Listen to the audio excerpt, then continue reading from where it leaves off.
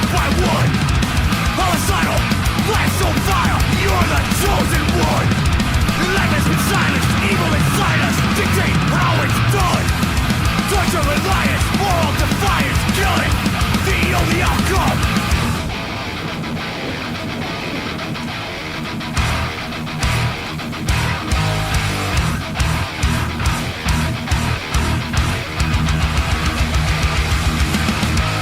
Tearing through your flesh like a jockey for the fix. Got the final breath, so that's so meaningless. Torture remains encased in the mess. Blood starts to thicken as it enters through your chest.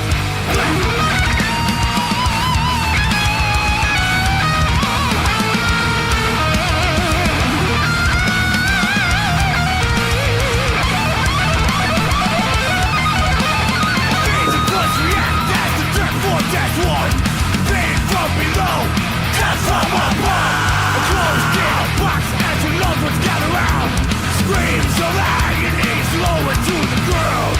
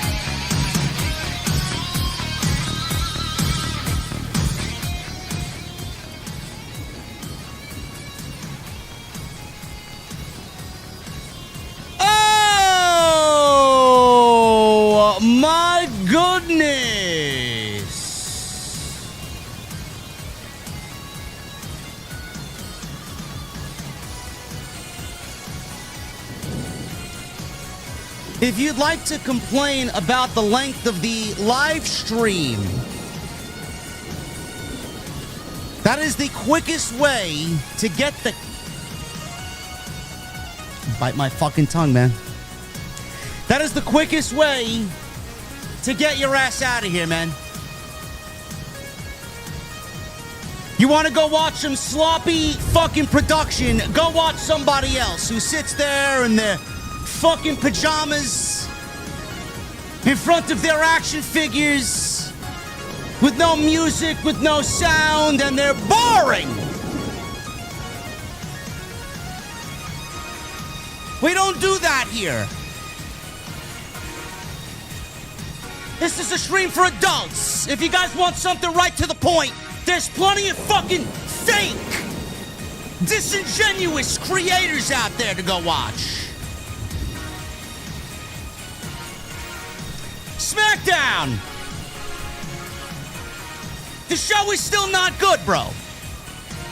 No matter how WWE wants to use Raw and use NXT. One thing is for certain, man. Road Dogg needs to go. Wasn't a terrible show by any stretch of the imagination, but there's just nothing terribly exciting, man. There's no story. We're going to the beer garden. We'll talk about it tonight on this Friday night. And when I get there on this Friday night, I want to know, what the fuck are you guys drinking? I'll see you over there.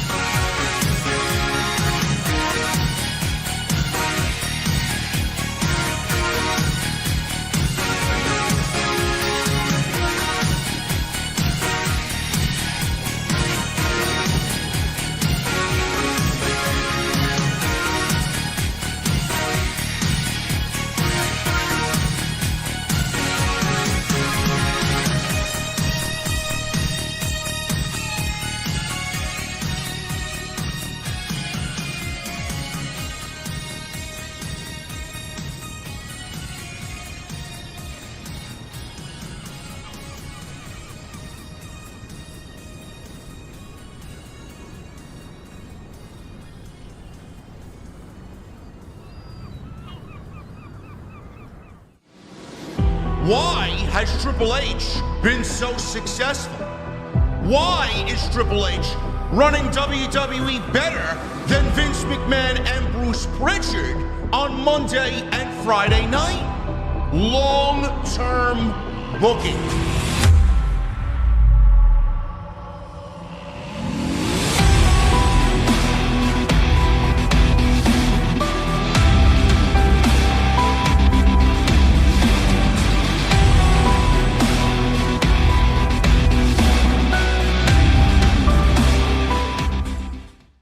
What is going on, guys? Thank you so very much for joining me right here on Off the Script. This is your Friday Night SmackDown post show for September 26th, 2025. I am your host, JD from New York. As always, coming to you live from the OTS Beer Garden. Thank you guys so very much for joining me on this Friday evening, wherever you may be.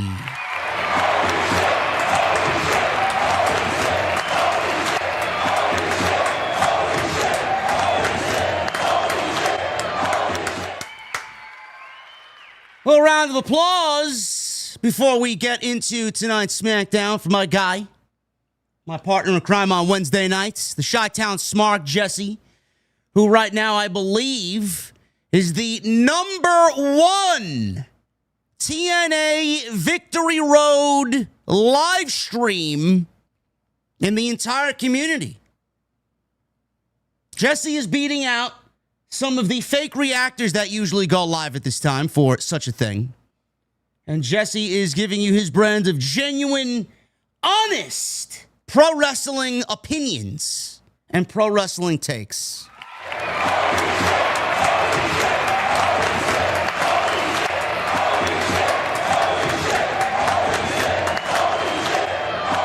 That's what we like to see, man. I started this podcast thing many, many moons ago, and I built my reputation on genuine, honest, upfront, brutal takes. The way that you see it, the way that you digest it, I give it right back to you. I let you know how it's going, what's good, what's bad, what's ugly, what's in between. I never wavered, and I never plan to waver. And if I ever do, somebody shoot me. Never. That's what we built our community on. Jesse's been with me since day one on Dynamite. And now he is taking that from the learning tree here on OTS and applying it over in Chi-Town somewhere. So look at that, man. Look at that. Genuine, honest takes. Go a long way, bro. Look at that. Congratulations. And he just hit 10,000 subscribers on YouTube. Another round of applause there, man. That is...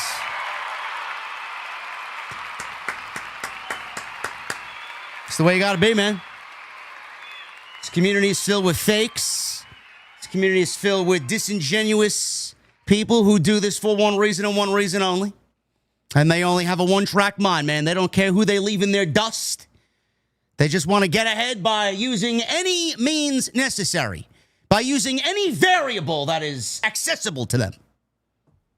We don't do that, man. We don't do that. And Jesse is doing the same thing, man. So very proud of him.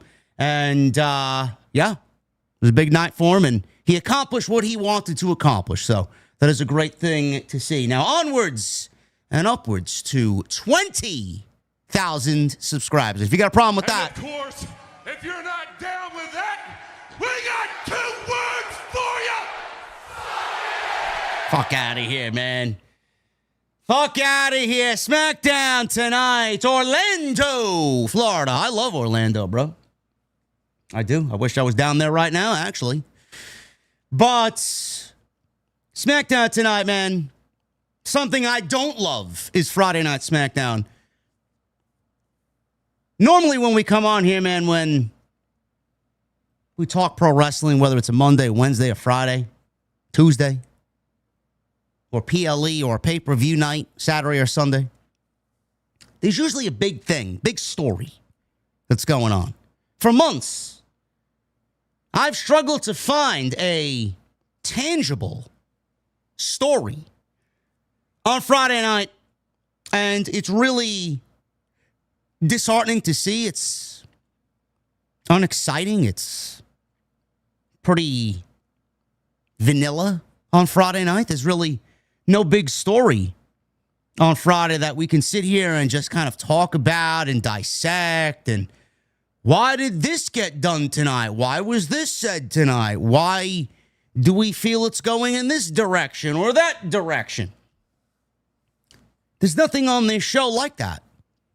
We haven't gotten anything on this show since the Cody Rhodes finish his storyline. I know that there are an abundance of open challenges in pro wrestling. I can't stand an open challenge. I think they're fucking lazy. I think an open challenge is creatively lazy. It is. It's just a producer or a booker or an agent who puts a match together, and there's no real rhyme or reason why it happens. They take the champion and a new, fresh challenger, and they throw them in the ring together with no story, and they pop the crowd for 10 minutes, and then they move on to the next segment. It's lazy. Whatever happens in that ring, stays in that ring, ends in that ring on that night, and then we move on to the next. Same thing, rinse and repeat the following week. And for however long WWE wants to do the open challenge. We've seen a lot of open challenges lately. Tony Khan is back to doing open challenges. Tony Khan took Kyle Fletcher from a World Championship match with Adam Page at All Out, where they went 40 minutes. And supposedly he was made into a star. And now he's on Saturday Night Collision, wrestling the aerial ace, Mr. Collider himself, Commander. What a way to take a star, man, to wrestle for the World Championship. Back on Saturday night in front of 150,000 people, wrestling Commander. Who? Yeah, I don't know, man. Who watches AEW on Saturday, man? It's crazy, man. They may have to release them from that basement that I heard to go watch Collision. That's a whole nother story in itself, man. Holy shit. Open challenges are lazy. We got 2 open challenges on Wednesday. We got Adam Page and Lee Moriarty, and we got Chris Statlander and Mina Shirakawa. Sami Zayn's been doing the same thing on Friday Night SmackDown. The thing is, Sami Zayn is actually putting people over. Sami Zayn is spotlighting and highlighting others. Sami Zayn is paying it forward like John Cena did with all the youngsters that he tried to put over during his John Cena United States Open Challenge phase, which was great. It's one of my favorite John Cena phases of all time. At the end of the day, the bottom line is it's still lazy. And it says a lot about the SmackDown creative and Friday Night SmackDown, where Sami Zayn and the United States Open Challenge is basically carrying this show for 2 hours every Friday. We did the same thing with Rey Fenix and Sami Zayn. We did the same thing with Carmelo Hayes and Sami Zayn. And we did the same thing tonight with Sami Zayn and NXT standout Javon Evans, who answered the call tonight, being that it was in Orlando, and NXT is centered in Orlando. And the Performance Center is probably within 5 miles of where they were tonight. An NXT star was likely to answer the call, and that was exactly what happened. And the match was fucking great. For a TV match, it was fucking great. Javon Evans, not his first rodeo on Friday Night SmackDown. He once again answered the call, and he once again had everybody fucking on the edge of their seat. Big high-risk moves, crisp offense, and Sami Zayn giving him that spotlight to do what he needs to do, man. The Sami Zayn United States Open Challenge is basically mirroring exactly what John Cena set it out to be. And it's basically carrying this show. That's how you do an open challenge. That's how you do the deed to get someone to the next level. Javon Evans' stock was heavily raised tonight. He's going back to Tuesday night with a little bit more, whatever more is, a little bit more than what he had coming in to this Friday Night SmackDown, thanks to Sami Zayn and the 10 to 12 minutes that they were given on TV tonight. Kid's not ready for the main roster yet, I'll tell you that. Kid's never going to be a world champion. He doesn't have the body structure or the body type to be a world champion. But you slide him in there for a United States title or an Intercontinental title, man, there is absolutely a spot waiting for him on the main roster. Absolutely. Kid's going to be something. And his offense is absolutely beautiful. I'm not a big fan of Javon Evans. I'm not a big fan of, the big moves and the big aerial high-risk moves. That's all he does. There's no real, what's a good way to put it? He doesn't slow down.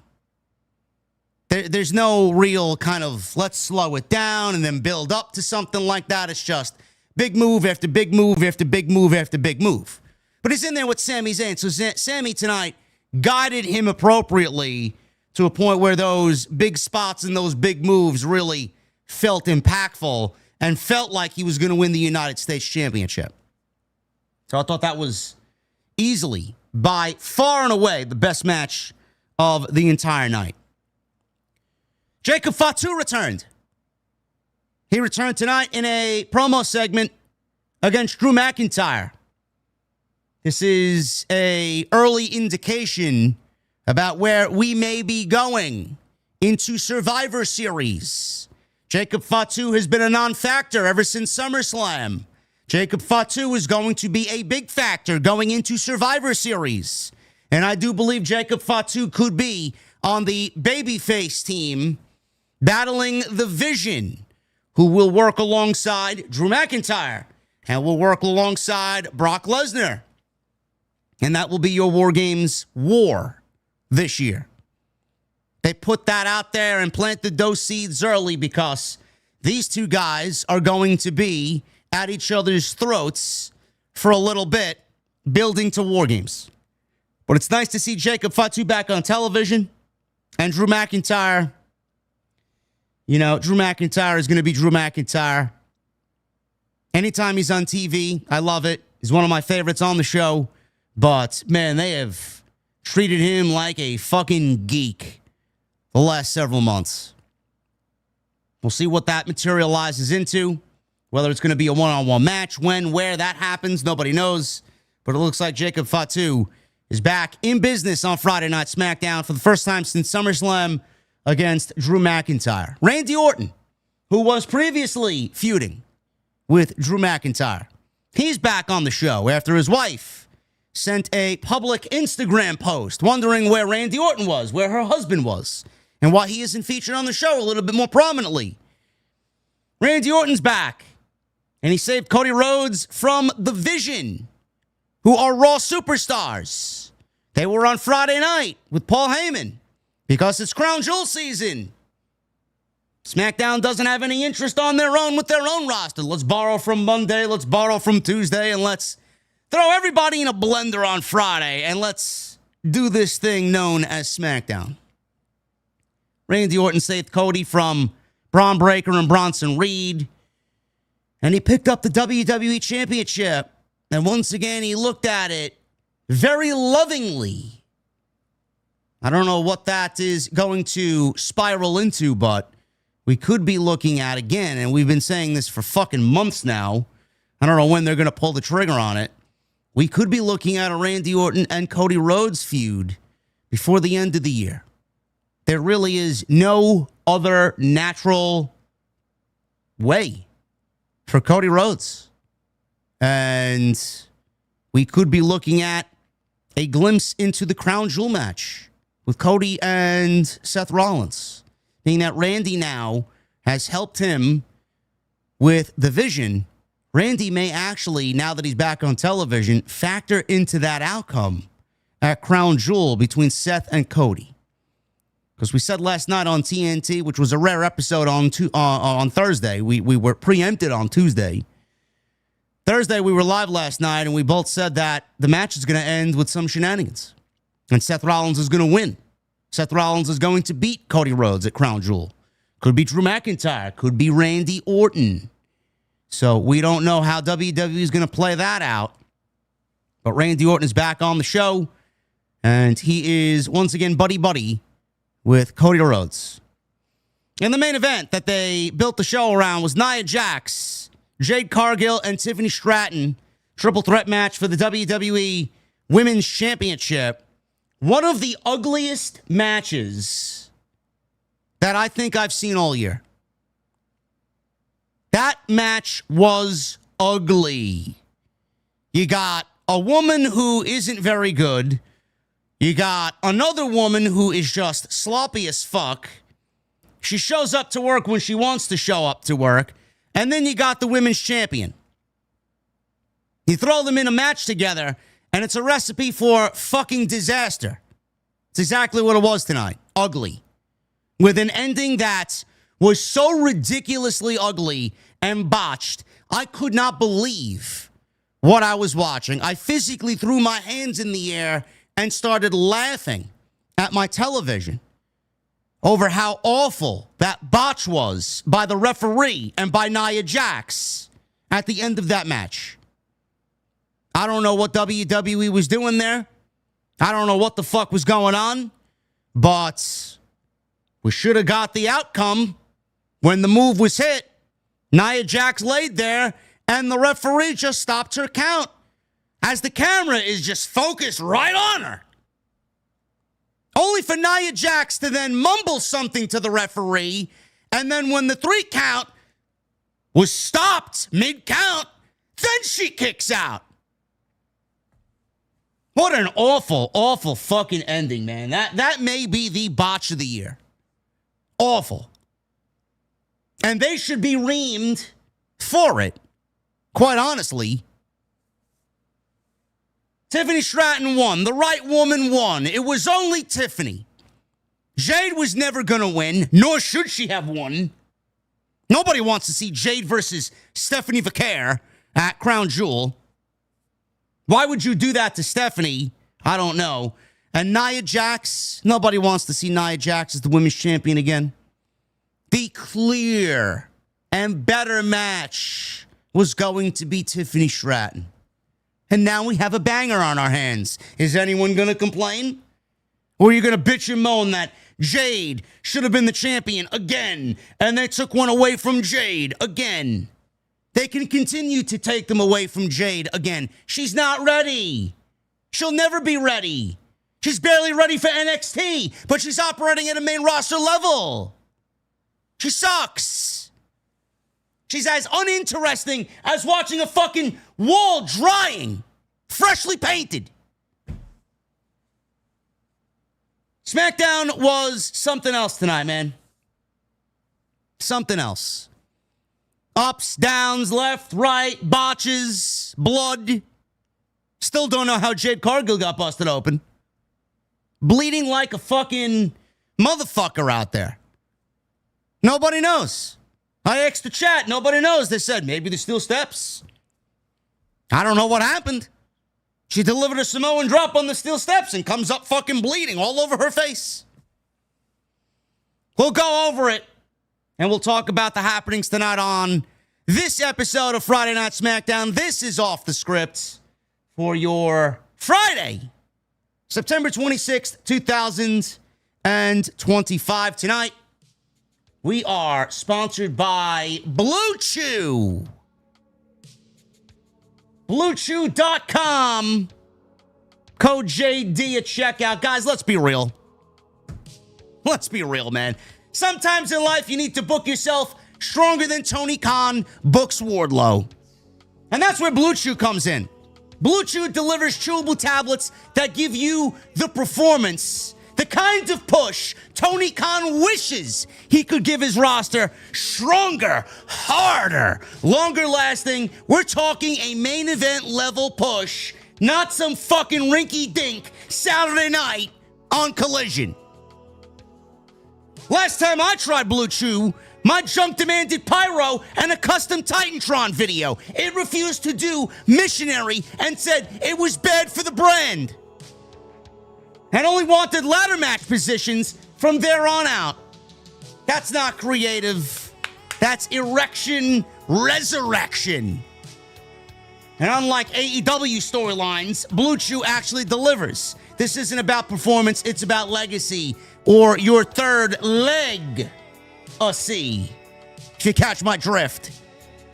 Give her group chat something to talk about, because you know when you lay it down, they'll be talking about how it gets up.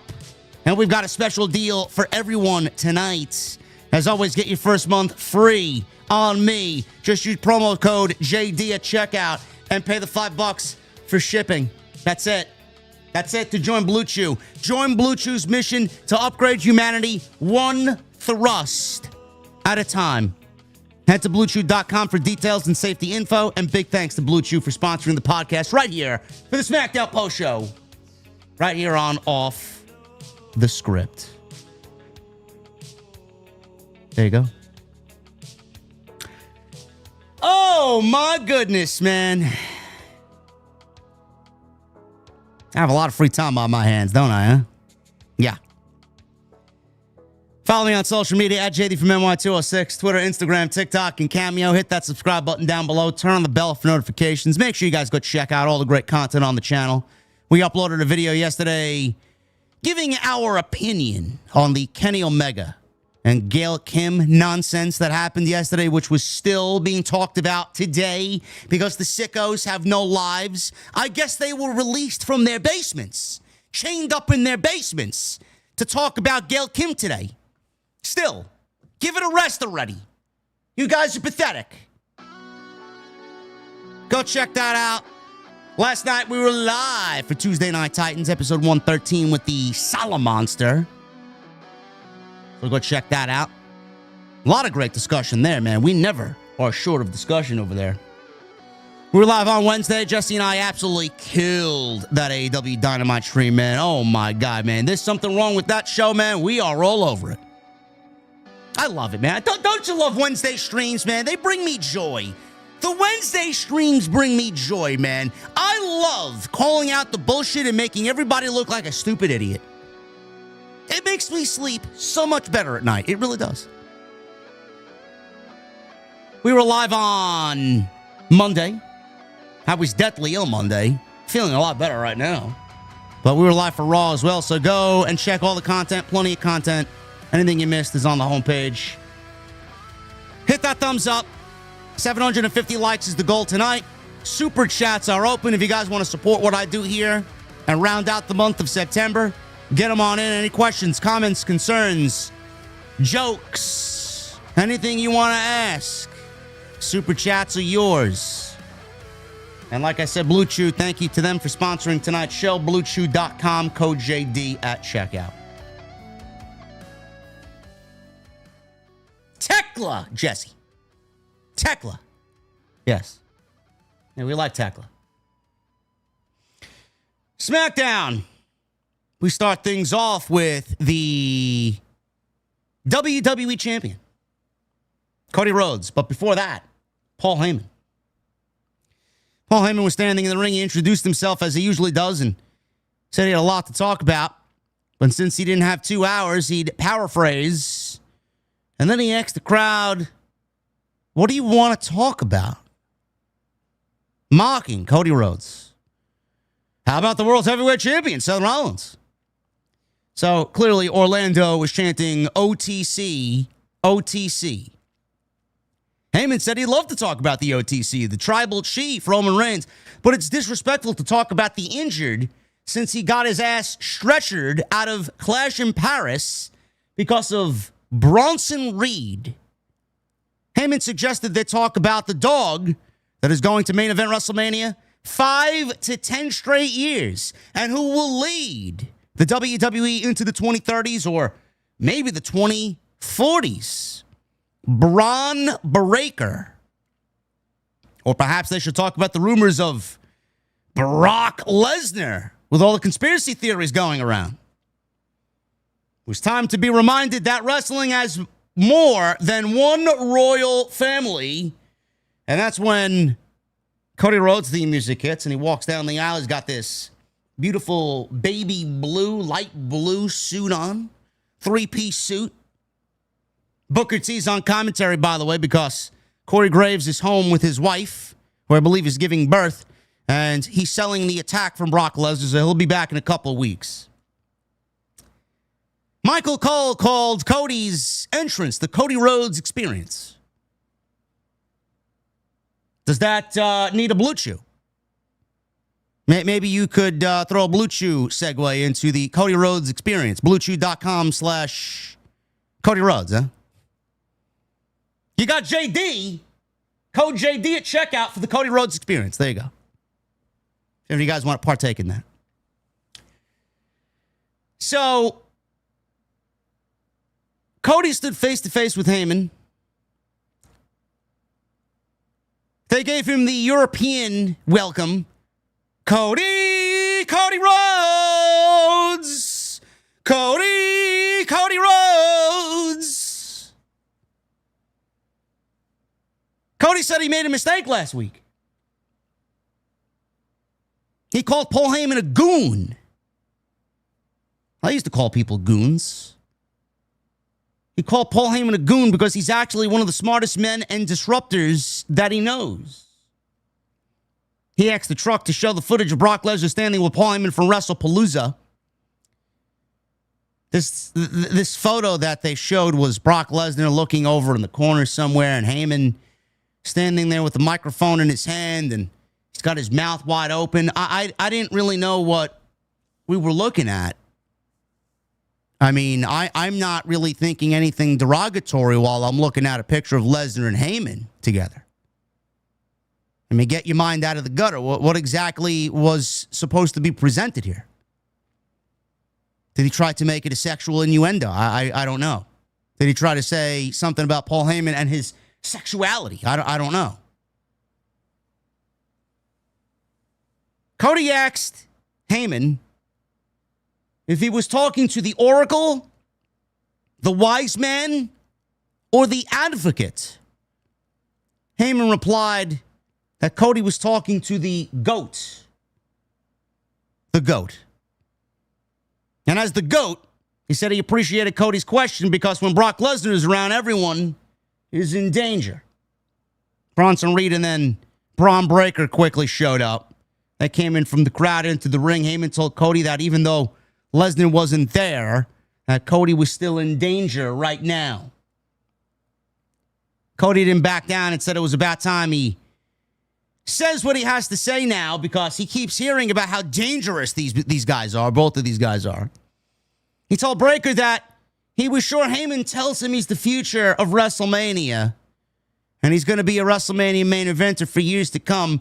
But he probably also tells Bronson Reed the same thing when you aren't in the room, he says.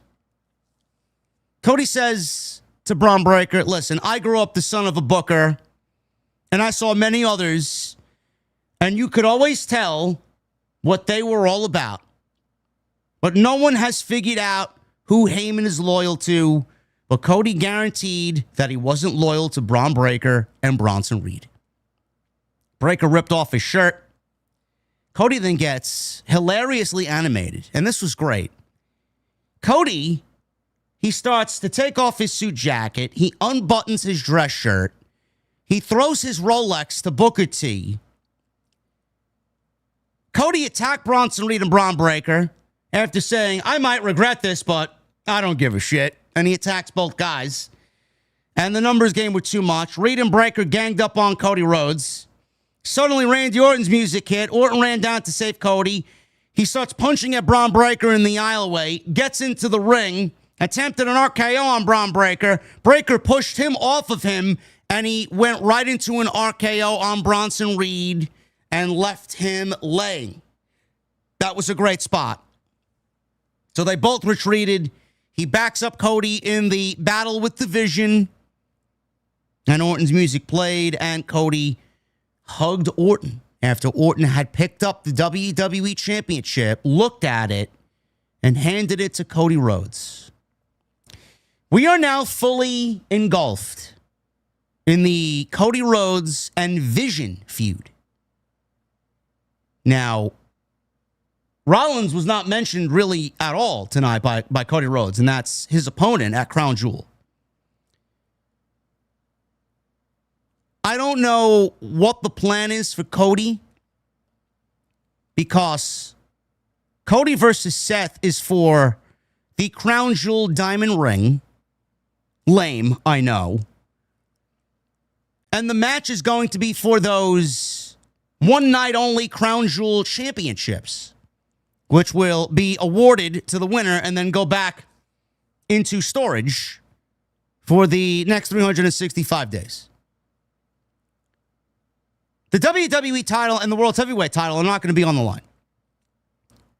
We don't know if the WWE title is going to be on the line at any point from the end of Crown Jewel through Survivor Series, through the build of Survivor Series and up to Survivor Series.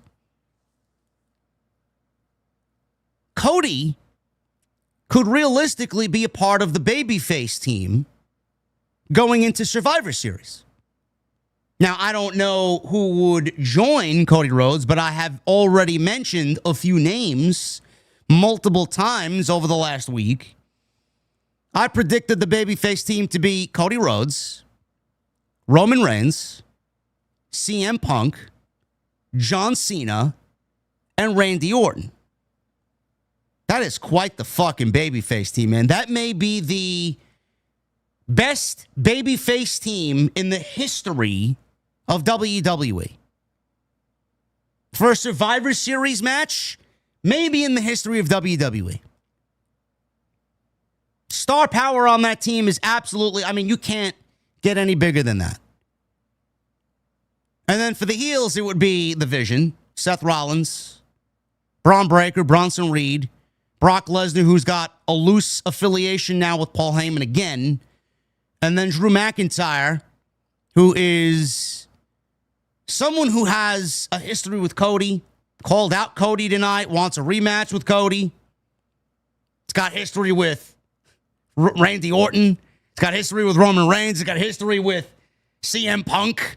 He wants John Cena in his final match. I mean, it's just poetic to include Drew McIntyre in that. If it's not Cody and not Randy, I could see Cody and Randy being a match at Survivor Series for the WWE Championship. And if it's not Cody and Randy on the babyface team, you just slide Jacob Fatu and you slide LA Knight. LA Knight wants a piece of the Vision. And then Jacob Fatu started his feud or something tonight with Drew McIntyre. So WWE's got some plug and play if they want. But again, I don't know. It looks like Cody Rhodes is going to be ingrained in this Vision rivalry or this Vision business. And I think a Randy Orton, Cody Rhodes pairing could really be interesting going into War Games because Orton could turn on Cody inside the War Games and then we set up his next feud after Survivor Series, which would be great. Again, I don't know if that's the case. I'm just thinking off the top of my head. I'm just spitballing here. That's a lot of star power for one match. Then you got the Women's War Games match, which I've said time and time and time again, you don't need to have one because there really isn't a dilemma that needs to be encapsulated inside the War Games cage with the women's division. There's nothing happening on Friday, and there's nothing happening on Monday. WWE would just be doing a women's War Games match because they want to do one because the men have one. I hate that. One War Games match, and that's it. You actually flesh the entire card out better if you don't have a women's War Games. Why do one when it's not necessary? After last year's disaster, I don't want to see another women's War Games match. I don't. So I don't know what else would go on the Survivor Series card. You'd really have to build it up. Intercontinental title, United States Championship, Becky Lynch, AJ Lee possibly. Gunther maybe, he's coming back before then. I don't know. I don't know what we do. But Cody and Randy are clearly going to be doing this Vision business. Seth Rollins is going to beat Cody Rhodes at Crown Jewel. It's going to end in a fuck finish. Cody Rhodes said on Monday, the last 3 times that we wrestled, you did it all on your own. I hope it's going to be more of the same for this 4th match between us. Every time we wrestled, I beat you one-on-one. You haven't won one match. And we've done it one-on-one, and that's it. Now he's got backup. Cody basically insinuated that he wants the same thing to happen again. Are we going to get Randy Orton inadvertently costing Cody Rhodes the match? Are we going to get Drew McIntyre costing Cody Rhodes the match? It's going to be interesting how WWE actually sets up War Games. Because I do believe War Games is going to be set up in that main event with Cody Rhodes and Seth Rollins. How we get there is the question. But there's a lot of moving pieces here. There's a lot of moving pieces, and I like it. This was a great open. And I thought Cody came off really good, man. This was the most animated and lively Cody Rhodes has been since he won the WWE Championship. Kathy Kelly interviewed the Street Profits. They were in Gorilla. She mentioned the tension between them. Montez Ford interrupted and said, Nah, they're past that. Angelo Dawkins says, they may argue from time to time, but at the end of the day, the goal remains the same. They still want the smoke. So we got Mello, don't Miz. The Miz and Carmelo Hayes against the Street Profits. This was a number 1 contenders match for the WWE Tag Team Championships. So, match starts. Ford and Hayes are in there after Miz and Hayes hit double team moves on Ford. So, Hayes is in the ring now on Montez. They take turns pinning each other with pinfall combinations. Ford tagged in Dawkins, who leveled Hayes with a big shoulder tackle. They take care of the Miz. They knock him to the outside. Ford attempted to get a big move off to get the crowd into it. Dawkins went on to attack Hayes, but Hayes drop kicked him down, and Miz and Hayes were in control as we head into a commercial break. Come back from the break. Montez punches Hayes off the apron, which allowed Miz to gain advantage with a DDT and a cover for a near fall. Miz tagged out. Hayes whipped him into the corner for the Miz dive through the ropes and that clothesline. I hate that shit. It looks so weak. That little fucking clothesline he does as he kind of shoots himself through the ropes and he just kind of hangs there. Some of the weakest offense in the entire wrestling business comes from Mike Mizanin. It's so awful. Hayes covered Ford for another 2 count and quickly tagged out. Miz covered after a Hayes leg drop. Another near fall, 2 count. Ford hits a desperation enziguri on Miz, but was unable to tag out before Hayes came back in and knocked Dawkins off the apron. Hayes, he goes to attack Ford again, then whipped him into the corner. Ford tried to fight out of the corner. He reached for the tag. Miz charged, but Ford sidestepped him. Hayes held onto Ford's leg, but Ford kicked off, dove for the tag, and he misses the tag. He missed because the Miz pulled Dawkins to the floor from the outside in a very fundamental tag team maneuver that we see a lot, actually. A lot of teams end up doing this spot.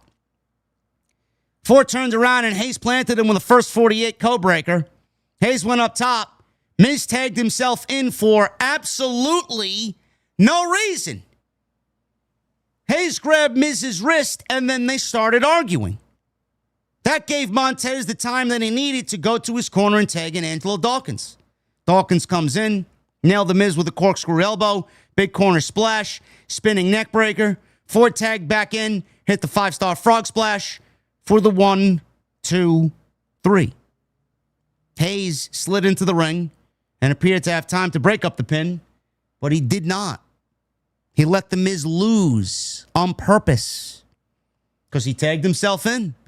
When Carmelo Hayes felt like he had the match won, Miz suffers a defeat, and he's got nobody to blame but himself because he's greedy and he's jealous of Carmelo Hayes. Now we got the Wyatt Six and the Street Profits. Again, I don't know what we're doing, where we're going with that, but we saw that already, and I'm not interested in it again. Unless they're really breaking up the Street Profits this time. Wyatt Six appeared and were standing or sitting on the announce desk. Profits win in 9 minutes. Number 1 contenders now for the WWE Tag Team Championships. I hope that Miz and Carmelo Hayes split soon. I really do. Hayes needs to be absolutely on his own. And we need to have that happen ASAP. Kathy Kelly. She's in the back with Jade Cargill. She asked Jade about her mindset leading into tonight's championship triple threat match. Jade said it would feel good when she wins the championship tonight. Yeah, good luck with that. Good luck with that, honey. Women's World Champion Stephanie Vaquer walks in. As Kathy Kelly said, speaking of new champions, Jade said that after she wins tonight, a storm would be coming Stephanie Vaquer's way when they fight at Crown Jewel. Yeah, man, that's a storm that Stephanie could easily weather. Part of the show where I genuinely chat. I'm going to be blatantly honest with you, man. I don't really know what else to tell you. I got up and I went to go make myself a coffee. And I had fun in my kitchen with my coffee tools and my espresso gadgets. How much of this match I watched? Maybe 2 minutes, 3 minutes at best. I genuinely don't care, man. This is absolute fucking dreck. Garbage. Michin and B-Fab, who are as lifeless as anybody in the business, against Julia and Kiana James, who are as lifeless as anybody in the business. So you put 4 lifeless females in the ring together where nobody cares about them because they have no fucking story at all that anybody gives a shit about. It is very difficult to even find what the fucking story is. You're going to get a silent Orlando crowd. WWE continues to fail Julia and Kiana James. Awful. Pick it up after the commercial break because that's basically all I saw. Kiana James was in control. B-Fab makes a tag because it wasn't a hot tag. How could it be a hot tag when the crowd was dead? She makes a tag to Michin, comes in and suplexes Kiana James. Michin covered, but Julia broke it up. B-Fab came in, hits a pump kick on Julia. Michin then went for eat defeat, but Kiana James countered. Michin managed to hit it, sent James collapsing back first into her corner, where Julia then blind tagged in. Julia came in and all of a sudden hit the Arrivederci running knee. And then a delayed Northern Lights bomb for the 1, 2, 3. I pray to God that Julia's next opponent for the United States Championship is neither one of these 2 women. Who is it going to be? I don't know. Nor do I care. I know Sami Zayn is great and all, but maybe Julia is the one who could have benefited from wrestling and defending the United States Championship in open challenges. While we gave somebody like Sami Zayn, who is a master storyteller, an actual story for his title. Just saying. The women's tag team champions, Charlotte Flair and Alexa Bliss, were shown watching the last match from a locker room monitor. Alexa Bliss and Charlotte Flair are the tag team champions, and they're in a position holding championships in a division that has absolutely no teams for them to defend against. There's not one single team. And no, the Secret Hervis is not a fucking team. Chelsea Green and Alba Fire are not a tag team. In walks Sol Ruka from NXT. She's the NXT North American champion, women's North American champion, and WWE Speed champion. Do you believe that WWE still has the Speed title on NXT and they waste television time for the Speed title? I couldn't believe it. Could not believe it. I don't know what the fuck is going down at that Performance Center, man, but that shit's got to end quick. That is awful. I still don't know what you guys are telling me every Tuesday. Oh, man, JD, you got to watch NXT. I did. And now you know why I don't watch NXT. Show was awful on Tuesday. Spent more time on my phone looking at my fucking iPhone, doom scrolling Twitter, than I was paying attention to NXT Tuesday. That was with an NXT and TNA invasion, which was lame. We've been there, done that. It's like you guys never fucking saw an invasion before. It's basically what Vince McMahon used to do to build up and hype up the Royal Rumble. Throw everybody out there in the ring at the end of the show, and this is the Royal Rumble. This is what to expect.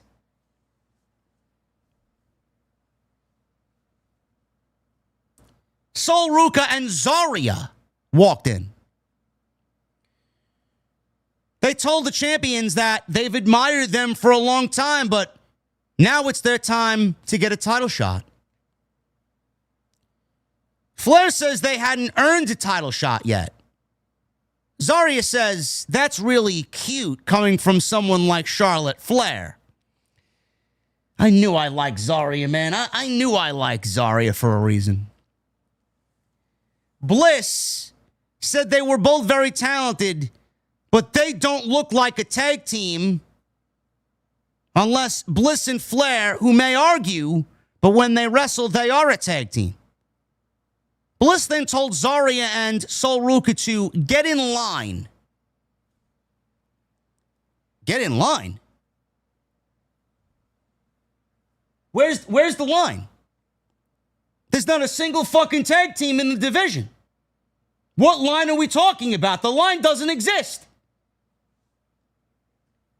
Again, why we even have these titles to begin with? It's a joke. I have to add, Zarya, she was standing face to face with Alexa Bliss. It is comical how Zarya completely dwarfed Alexa Bliss.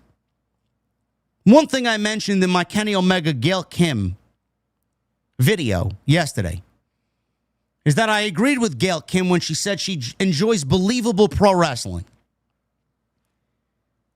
I also love believable pro wrestling. I hate something that looks like this because there's no fucking way Alexa Bliss should ever, could ever stand tall or face to face or stand in the ring or do anything really to someone like Zarya. They look completely outlandish. Zarya looks like she could sneeze and break Alexa Bliss in half. Charlotte, not so much.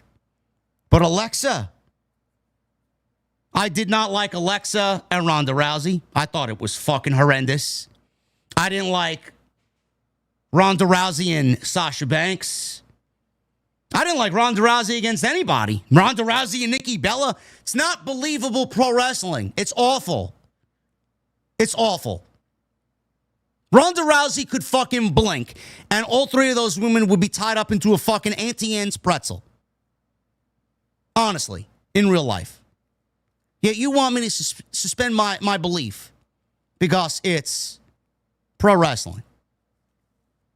It's comical. It's comical. So apparently they're setting this up for what, when, where, how, why, I don't know. Maybe we get this match happening at Perth in Australia because Zarya is from Australia. South Adelaide, I believe. She trained at the same school as Rhea Ripley. Maybe they're setting it up for Crown Jewel. I don't know, but it looked ridiculous. Drew McIntyre. He came out in a walking boot. McIntyre is in the ring. He says it occurred to him as he walked out there that this was the same arena that he won his second WWE championship in. He says it was also in the first arena that he should have walked out to in front of fans as champion. But he's not, because Cody Rhodes was one step ahead of him. Exhibit A was because the referee took 6 seconds to count a pinfall that McIntyre had on Cody. Exhibit B was that McIntyre was going to put Cody's head through the announce table again at WrestlePalooza with a Claymore kick, but the referee got between them. McIntyre questioned why the referee protected Cody. It was up to McIntyre if he wanted to kick his head through the table and get disqualified. There was no reason the referee should have gotten in the way. But instead, the referee gave time for Cody to move, and it cost McIntyre the match and the championship. McIntyre blamed Cody for it because the referee was just trying to feed his family. So Nick Aldis comes out. Aldis says a lot of what McIntyre is saying is making sense. I agree with you. But this is pro wrestling. And in wrestling, you win and you lose. It wasn't McIntyre's night, so we shouldn't make excuses. The referee's decision is final. Aldis questioned where McIntyre's walking boot came from because it didn't come from a WWE medical team. McIntyre says he has his own medical team because he thinks the WWE is corrupt. Cody is corrupt. The medical team is probably Cody's medical team. Aldis told McIntyre, you know what? Have a good night. You're insane. Have a good night. McIntyre says, you're walking away from me. It's bullshit. Everyone knows it. He was interrupted by Jacob Fatu, who makes his return finally to Friday Night SmackDown. Where Fatu has been, I don't know. We haven't seen him since SummerSlam. SummerSlam in that awful steel cage match with Solo Sikoa. Fatu came out to a decent ovation. He grabbed the microphone out of McIntyre's hand and told him to shut his ass up and stop bitching. Fatu told McIntyre that he comes out every week to cry and to complain and to blame everybody else for his wrongdoings. He told him to just sit his peg leg ass back down.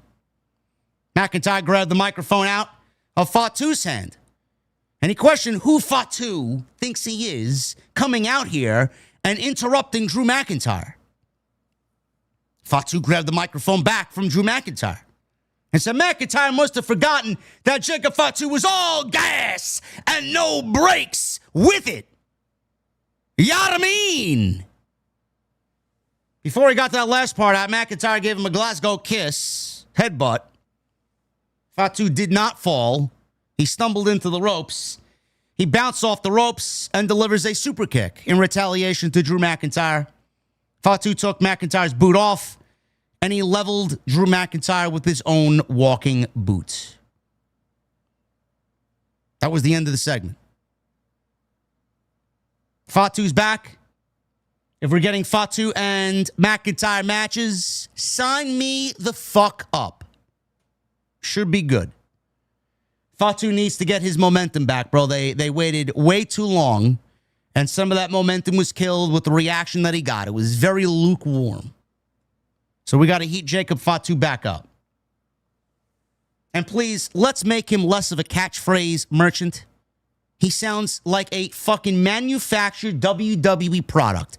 And the one thing that's going to be Jacob Fatu's saving grace is his genuine presence. Stop with the catchphrase bullshit. He's much more than that. You know what I mean? And all gas, no brakes, and you gotta get with it, or whatever the fuck he says. Cut the shit out. Tiffany Stratton, she was backstage getting her makeup done for tonight's match. Stephanie Vaquer walked over and said she wished her luck tonight and said perhaps they will face each other at Crown Jewel. Stratton said she respected Stephanie, but if they wrestle, Tiffany is going to show everyone why it's always Tiffy time. Sami Zayn, he was talking to Ray Phoenix right in Gorilla. They thanked each other for their great match last week. Phoenix asked Zayn if he knew who his challenger would be tonight.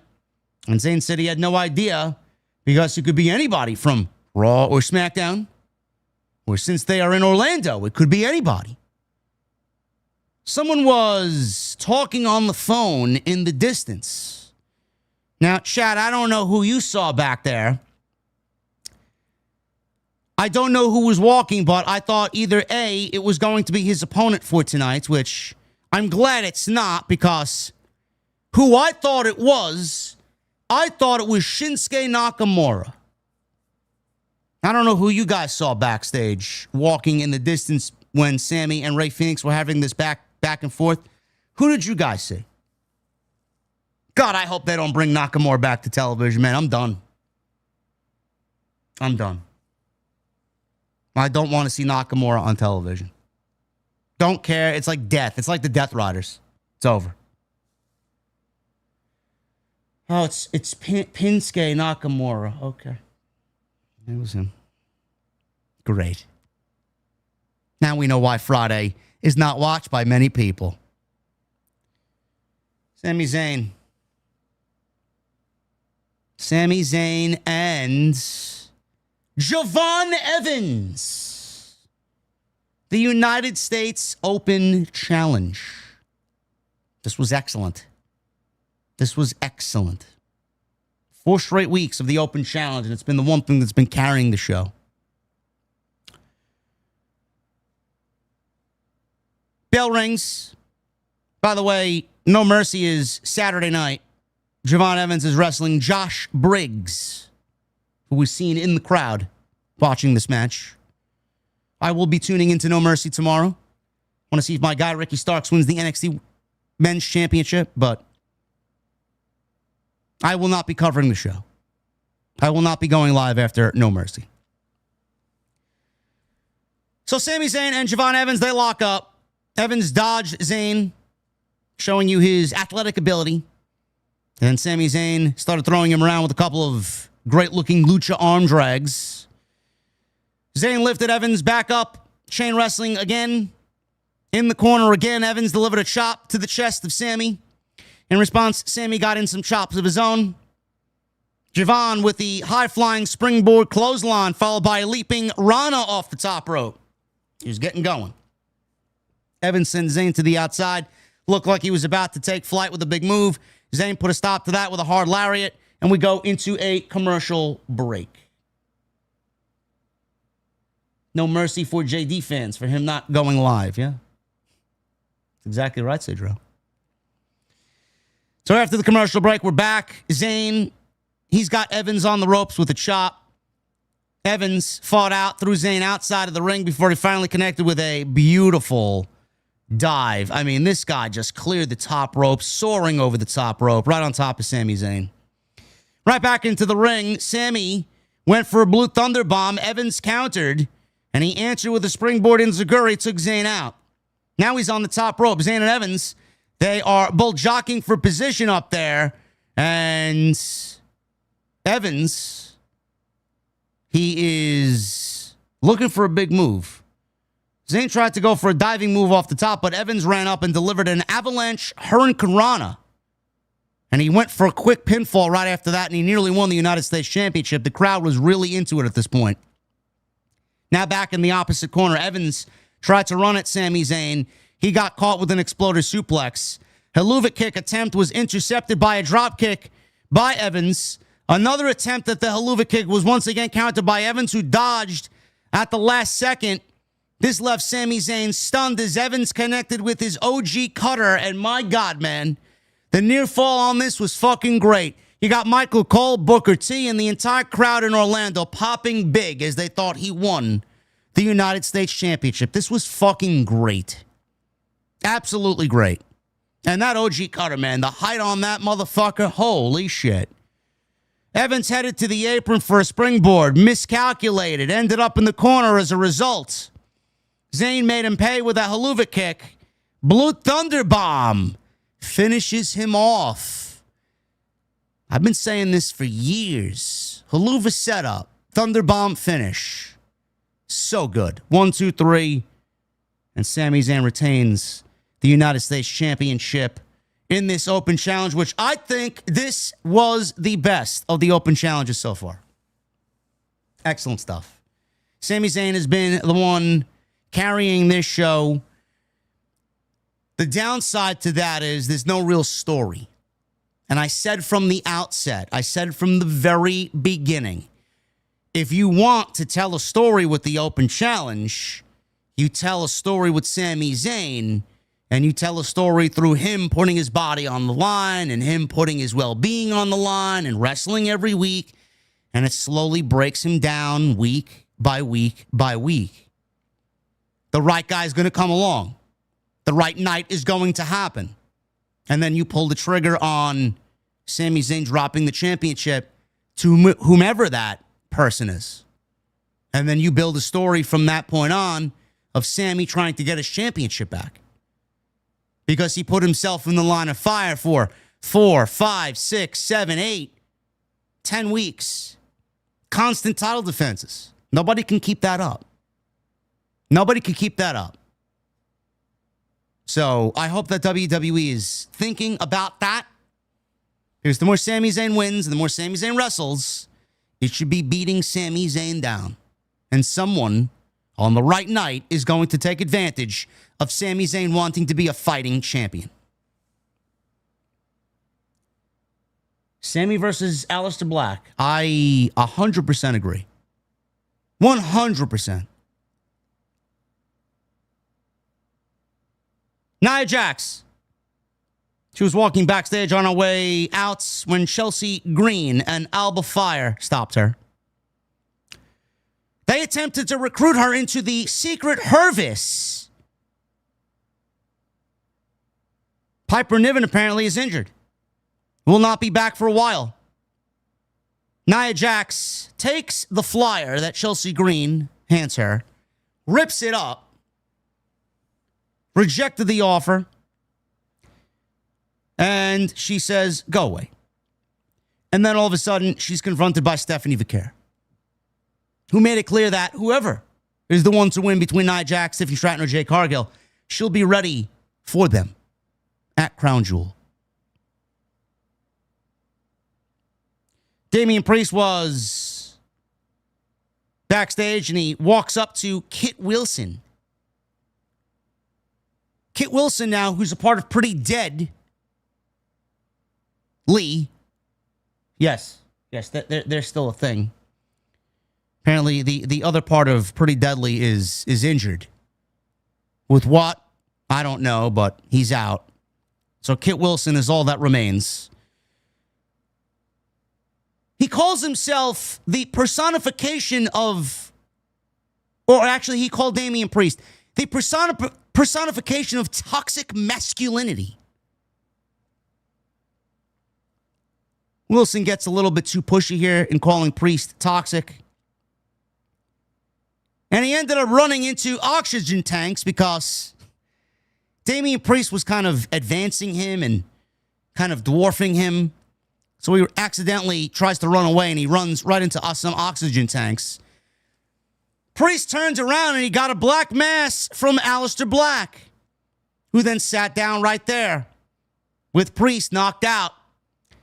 Priest yet again left down and out, and Black mockingly wished him, how could I forget?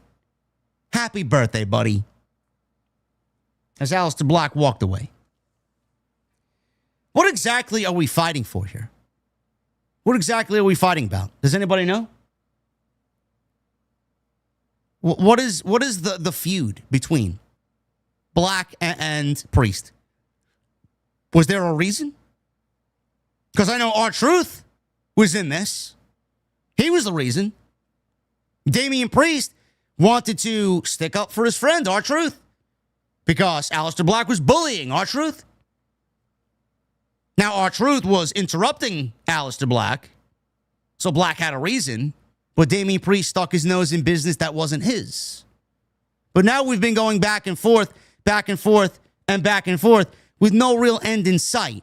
When are we going to move both of these guys on to something else? Because there really isn't any progression here. This is doing neither Priest or Black any good. They're on television for 30 seconds, and then you expect me to care about what these guys are doing.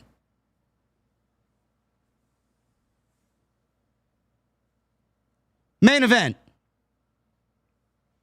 Tiffany Stratton, Nia Jax, and Jade Cargill. This was for the WWE Women's Championship. The winner of this goes on to wrestle Stephanie Vaquer at Crown Jewel in Perth, Australia for the Crown Jewel Championships.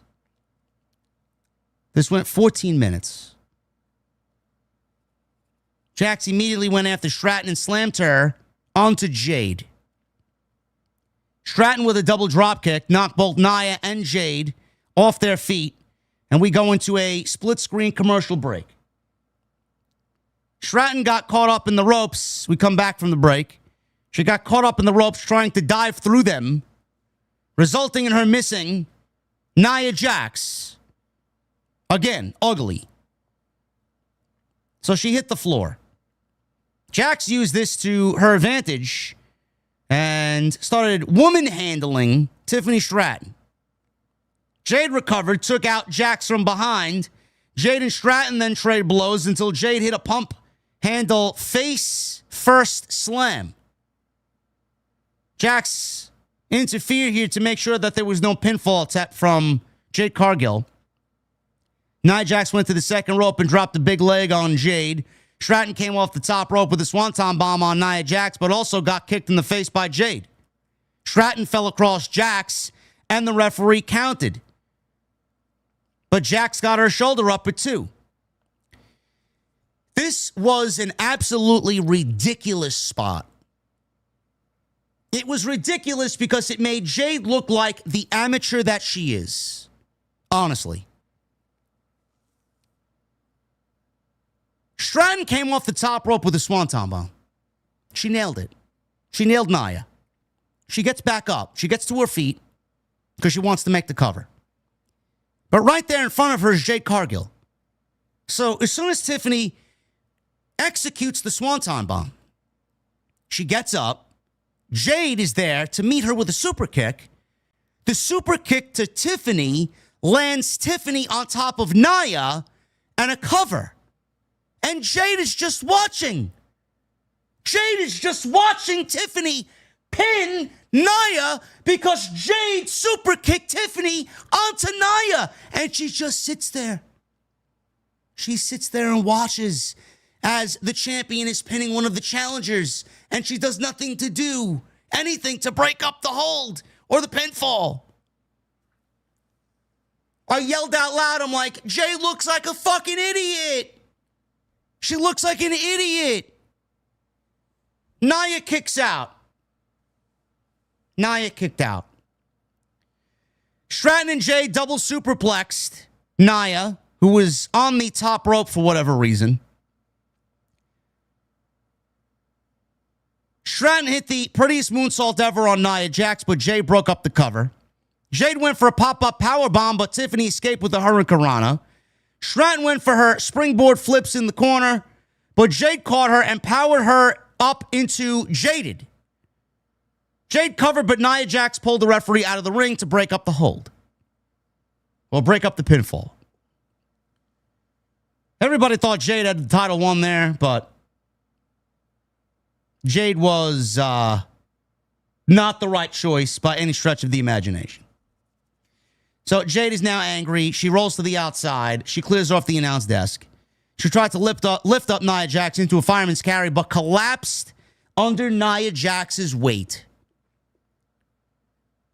So Jade went for a suplex from the steel steps, but Jade reversed it, or Nia rather, went for a suplex from the steel steps, but Jade reversed it into a Samoan drop on the steps. Now, I don't know how Jade Cargill got busted open from the front when she went to deliver and executed a Samoan drop on Nia on the steel steps, but came up bleeding from her nose and her forehead. I don't know where she got busted open. It had to be in the counter. It had to be in the transition from the move Nia was trying to do into the Samoan drop. We see Jade immediately kind of advance the camera. She gets into the camera face first, and you just see her bleeding. I see blood all over the place. It's like a fucking crime scene on the outside.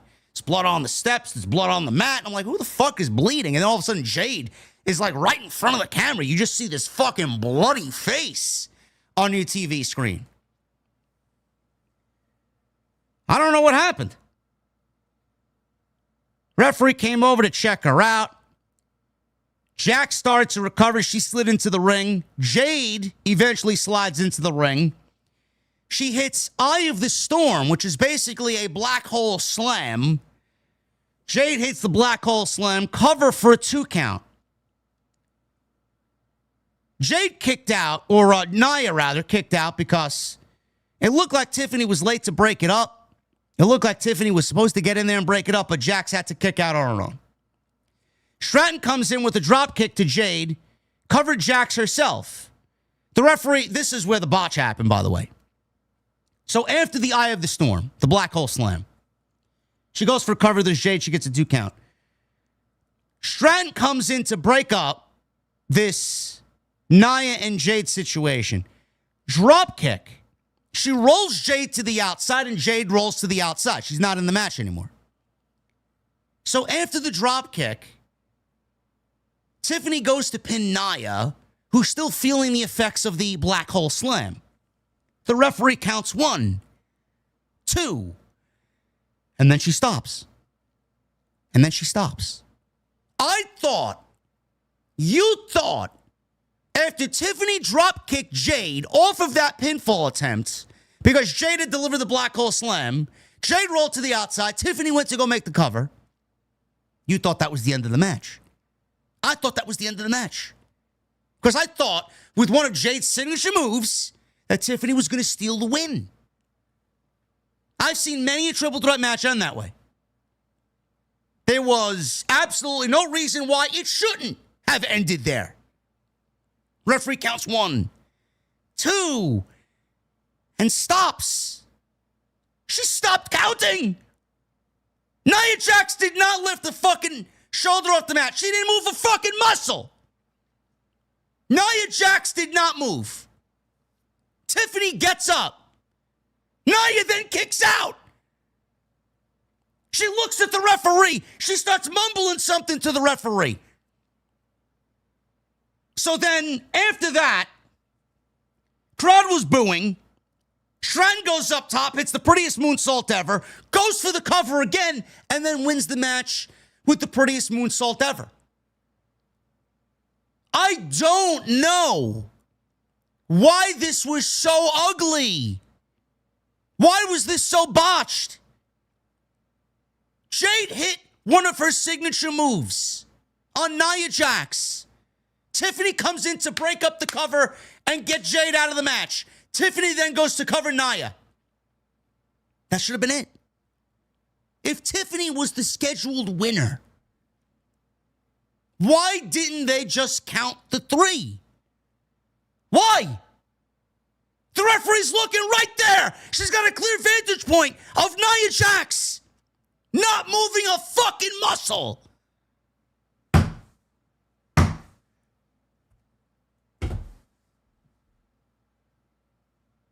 This was so bad. This was so bad. I legitimately fucking self-cringed watching this. At some point, WWE has to speak to their referees, man. When something like that occurs, you just fucking go with it and you call it like a fucking shoot. Especially in this instance, when Tiffany was the scheduled winner anyway. It's not like Nia had the match won, or Nia was in the position to pin Tiffany, or Jade was the one to pin Nia. The situation happened with the winner of the match being Tiffany Stratton anyway. I don't understand it, bro. This is legitimately the ugliest ending to a match I've seen all year. The match itself wasn't even that good. And we know Tiffany has done better. We need a complete fucking overhaul of this women's division. This women's division is fucking god awful on Friday night. Like, what the fuck are we doing, bro? What are we doing? Bianca Belair cannot get back soon enough. All in all, I hope Jade is all right. That looked nasty. Match was terrible. And the right winner won. There was absolutely nobody more correct than Tiffany Stratton. I don't want to hear a fucking peep from anybody. Nobody. And there is absolutely nobody. If there is, they're fucking retarded. There is nobody that wants to see Jade versus Stephanie or Nia versus Stephanie. Nobody. Not a single soul. Tiffany, Stephanie, one-on-one. That's the match. That makes Crown Jewel a much better show. Cody, Seth, Stephanie, and Tiffany. Cena, Styles. We got 3 matches confirmed for this show with 3 weeks to go. Just by those 3 matches alone, it's already better than WrestlePalooza. Already. Awful match. I don't know why. They just didn't count the 3. They would have saved everybody the embarrassment. Nia looked like a complete buffoon, kicking out after the referee stopped her count. And then she looks up and starts talking to the referee. What's going on? What happened?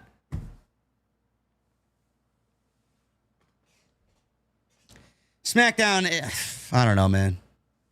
I don't know what we're doing on this show, bro. I really don't. The only reason why this show was semi-decent is because they had Raw and NXT stars on the show. Can you imagine if this was a 2-hour just Friday Night SmackDown show?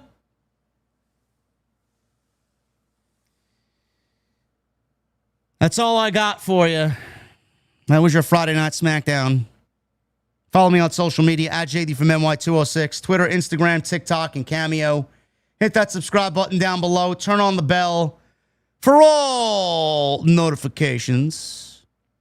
Make sure you guys hit that thumbs up. We got 552 likes. Try and can we get at least 700? Hit that thumbs up. Leave me a comment down below. Let me know what you guys thought of SmackDown. And please go check out all the other content on the channel. Plenty of it. Super Chats. They are open. They will remain open. It looks like we don't have a lot to read through, which sucks. But it's Friday night, so I'm not really surprised. The quicker I get out of here, the quicker I can hop on Destiny and start grinding my Tier 5 weapons. Now that I just hit light 450. Once again, we're sponsored by Blue Chew. Thank you to Blue Chew for sponsoring tonight's show. Code JD at checkout. BlueChew.com for your free sample. All you got to do is pay the $5 shipping and handling.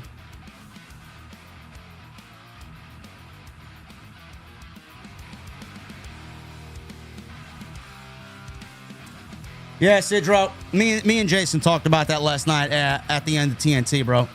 When we were hanging out after the show was over.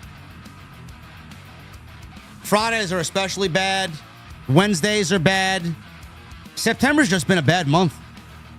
As far as fan support via the Super Chats. It is what it is, man. You're going to have good months, you're going to have bad months. Let's get into these Super Chats and then I'm going to get the hell out of here, man. Good Friday, JD and OTS. Hope all is well. Let's go. Yeah. Thank you, Michael, with the $2 Super Chat.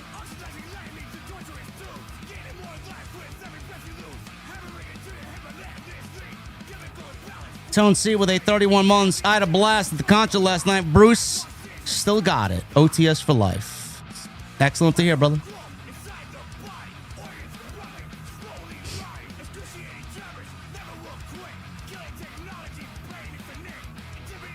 Joseph Taylor with a $5 Super Chat. Thank God Tiffany won. I do not want to think about Stephanie carrying Jade in a match at Crown Jewel for 10 to 15 minutes.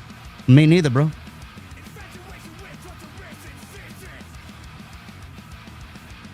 Illuminati with a 5. Brutal triple threat. Tiffany did her best to cover down and help make Jade and Nia look good, but oof. Yeah, it was bad, bro. It was pretty brutal. Caden with a 12 months, 1 year in this amazing community. Thank you, JD, for helping me be a better wrestling fan. Love you all. OTS for life. Thank you, Caden. Thank you very much.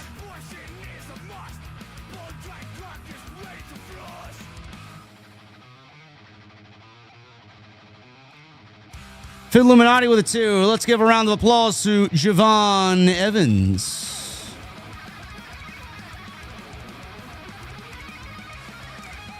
Bro Mobile with a 5. Goosebumps when Obafemi dethrones Sami on his debut in an open challenge. Nah, they got bigger things planned for Obafemi, bro. Fuck the United States title.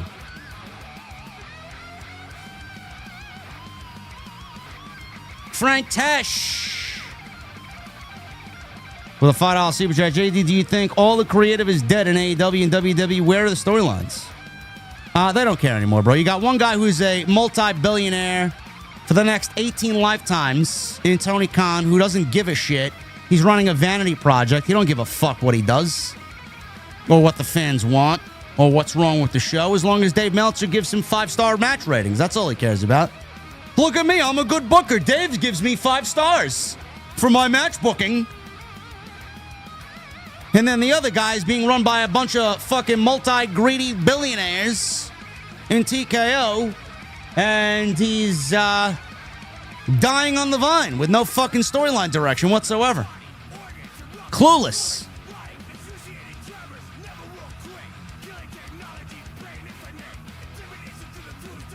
Joseph Taylor, $5 super chat. Jesse's real reaction to wrestling. And he's not faking his reactions like several others. Congratulations to Jesse on 10,000 subscribers. Thank you, Joseph. I will not be reading the names of those people because somebody here will go into their Discord and then they will fall for it and think that I'm mentioning them because I want to mention them, and they won't realize that it's a super chat that's mentioning them. So I will not name them. They know who they are. Or you know who they are. Furious Nation with a $4.99. What's up, JD? Job interview went really well today. I will be getting a phone call Monday to see if I get the new job. I think I have a good chance. Happy to hear that, brother. Sidro with a 5. Remember when Botox was a taboo subject? When you mention it, no one raises an eyebrow. And found stir fry on the bed this morning. Must have been sleepwalking again. I like a good walk, bro. Has anybody legitimately been sleepwalking? I can't imagine. It's like something you only see in scary movies, you know? Is it a real life thing? Zoid with 9 months. I just want to say thank you, JD, for entertaining me with your shows here in Berlin, Germany. The best of the best of the best.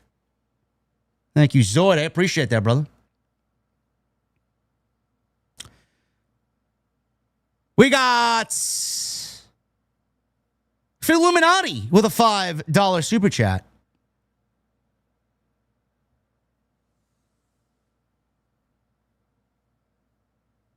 Three pages of, or actually the Illuminati first. Sami should drop it to Oba or Ethan Page when they get called up. No. Oba, no. Oba, no. I could see Ethan Page for sure. They're both Canadians, too. 3 pages of horror with a $4.99. He leaves no message. Thank you, brother. Neil Burke with a 3. Bye. See you next time. Neil. Miku's #1 fan, Nate TV with 38 months. Anytime I think AEW is the worst botches, Nia Jax continues to prove me wrong. I am playing the new Sonic Racing game while listening to the GOAT, JD.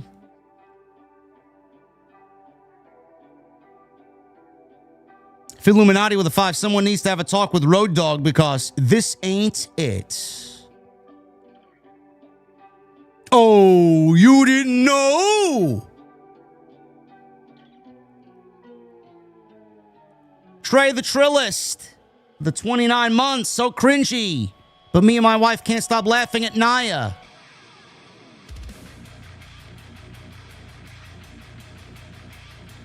Lewis with 8 months, best of the best. JD, like always, good job. Do you see Braun versus Brock happening? I think WWE has that in the back of their mind. I do. Andre Bolden with a new membership. Thank you, Andre. What the fuck are we drinking tonight, Andre? Todd French, 600 with a 5. I have wrestled on the indies. Jade's problem is that she wrestles with no identity. She doesn't wrestle like a heel or face. That's why she looks awkward.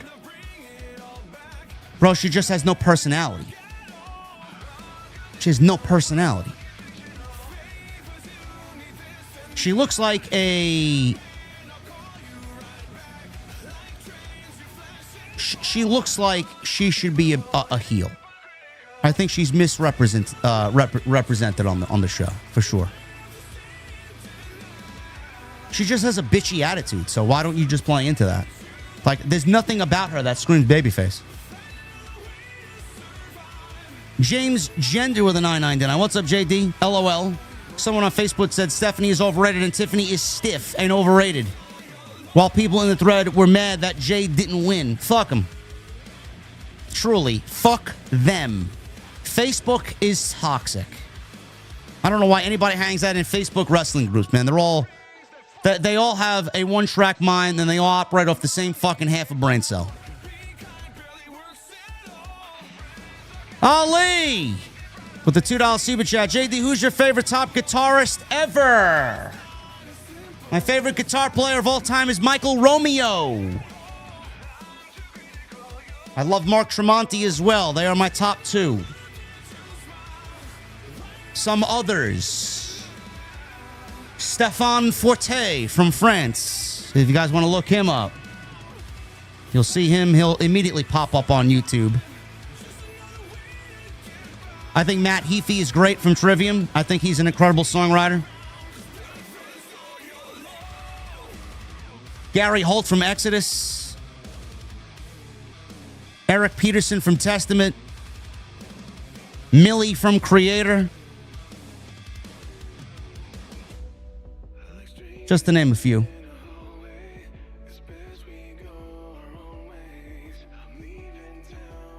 I'm going to throw another one at you just because this is an old school one. John Levasseur from the band Cryptopsy or ex-Cryptopsy. Some of the most diabolical yet eerily melodic shit came from that guy's guitar, man. Neil Burke with a 5. It was El Grande Americano in the background of the Sammy segment. Oh.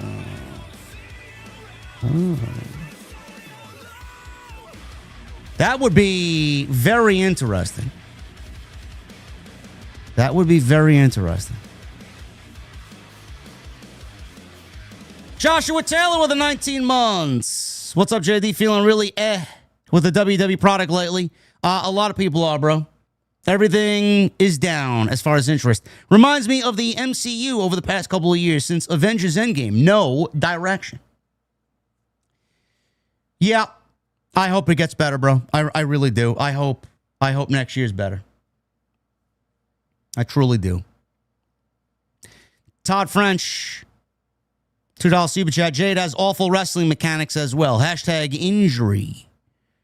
Bro, she's got absolutely no scientific notion of what she needs to do in that ring. Nothing. She just move after move after move.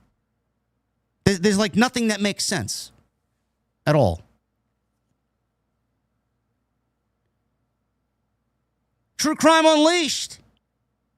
$5 super chat. I thought about starting a wrestling podcast. Would like some advice from the GOAT. Yeah, don't. Not because I don't think you could succeed, True Crime. I just think that starting something right now is very, very difficult to do. Starting a wrestling podcast now is a very, very difficult thing to do. That's why a lot of people tend to just go straight to reacting, because it's something that gets them easily noticed. It's fucking idiot-proof content. It's dummy-proof content. It's like content creation for fucking idiots, 101. How do I grow an audience? Let me react! Let me react to pro wrestling like a fucking idiot! Let me put myself on TikTok! Maybe WWE will showcase me! That's what they do. It's what they do. None of those people that create that content can do what I do. Nobody. None of them. They've tried, and then they've dropped their little rinky-dink podcasts or whatever, and then they all conglomerate with the other fucking rinky-dink small fry creators, and they think they're doing something. Nobody gives a fuck what these people think. Nobody gives a shit. Nobody cares.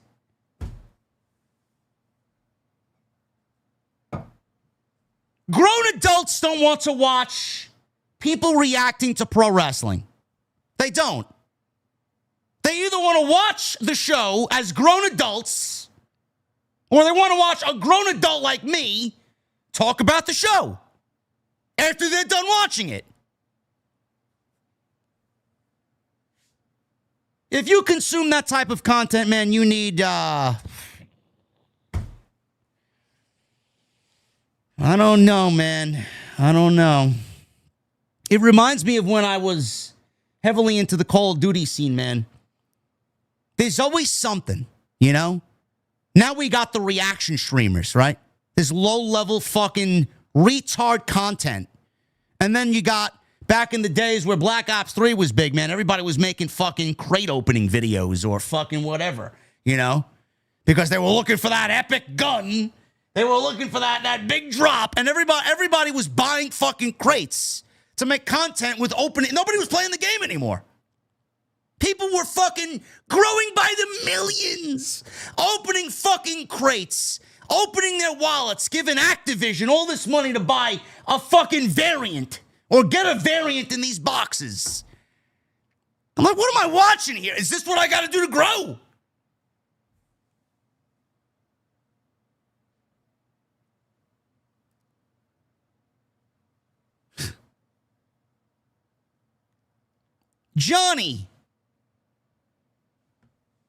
Johnny1125 with a $5 super chat. Keep killing it, brother. The product is definitely in a lull. Also, love the Bad Wolves banger playing. You know it, brother.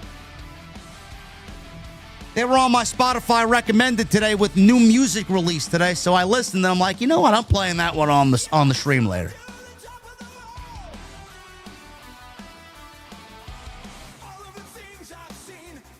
And WrestleMess with a 199. Cryptopsy at Castle Heights was Kevin's best show. You know, unfortunately, I never seen them live.